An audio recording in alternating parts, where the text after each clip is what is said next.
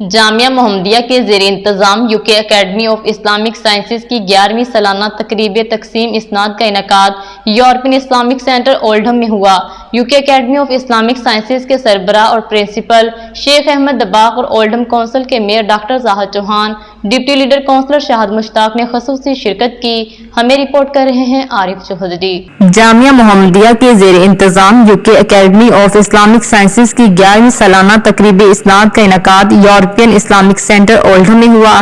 UK academy of Islamic sciences کے سربراہ اور پرنسپل شیخ احمد دباغ اور اولڈہم council mayor doctor Zahid Chauhan, deputy leader counsellor شاہد مشتاق کے علاوہ اکیڈمی میں پیشہ ورانہ خدمات انجام دینے والے اساتذہ، اکیڈمی سے فارغ التحصیل طلباء نے شرکت کی۔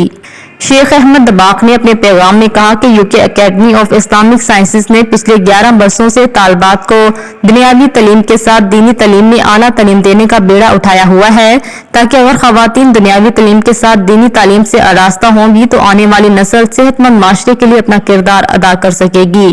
انہوں نے کہا کہ ہم نے سوچ بچار کے بعد فیصلہ کیا ہے کہ دین اسلام اور خواتین کی تعلیم و تربیت کے پیغام کو بین الاقوامی سطح تک پہنچایا جائے۔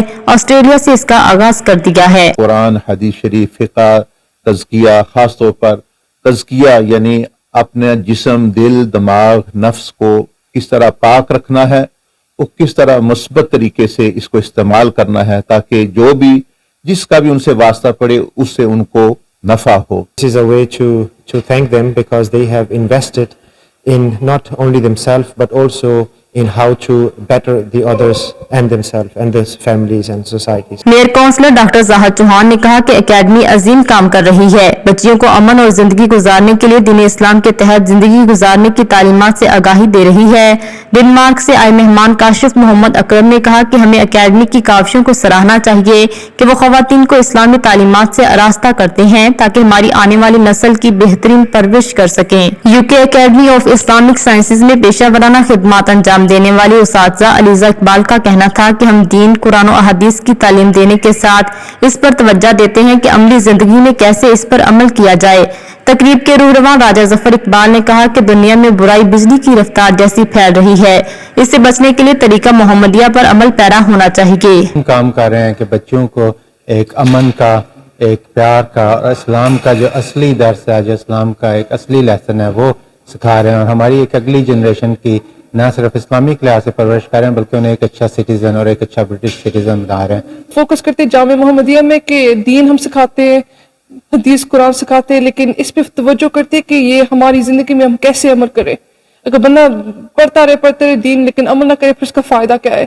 دنیا میں بجلی سے تیز برائی پھیل چکی ہے، اس سے بچنے کے لیے طریقہ محمد کی طرف سے یہ پیغام ہے کہ دین کا دامن تھام لینا چاہیے جو تمہیں اندھیرے سے نکال کر روشنی کی راہ دکھاتی ہے۔ اکیڈمی سے فارغ التحصیل علیشہ خان فتح اور اتبا نے کہا کہ وہ دنیاوی تعلیم کے ساتھ انہوں نے اسلامی تعلیم بھی حاصل کی تاکہ آنے والی زندگی کو اچھے طریقے سے گزار سکیں۔ شیخ احمد دباغ نے فارغ التحصیل طالبات میں اسناد پیش کی۔ شیخ احمد دباغ نے امت مسلمان، دکھی انسانیت اور بیماروں کی شفایابی کے لیے خصوصی دعا کی۔ home life and learning Islamic knowledge as well, which has been such a blessing. And I am doing law outside of this Alima course, so I've been balancing both. This Alima course has really helped me become a better person, inwardly and outwardly, and in Islam and in my Western education as well. I've learnt how to balance this as well, and like Alicia said, it's growing how you do inwardly and outwardly. It's also helped me to share what I do with the children that I teach, which has helped them as well. شرکا تقریب کا کہنا تھا کہ جامعہ محمدیہ نے خواتین کو اسلامی تعلیمات کے تحت بچوں کی پرورش کا جو بیڑا اٹھایا ہوا ہے قابل ستائش اور باعث فخر ہے۔ مزید اپڈیٹس کے لیے دیکھتے رہیے انڈر گراؤنڈ نیوز۔